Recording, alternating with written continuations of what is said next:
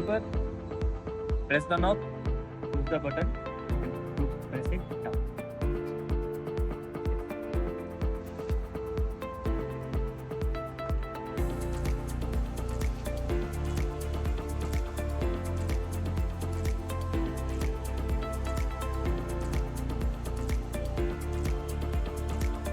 With the wiper arm, you have to open it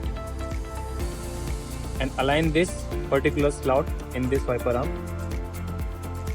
When it goes in, push it up. Make sure you put this down and hear the click sound like this. One more time, like this. Now this is how the wiper is installed. If you keep it down and it is installed.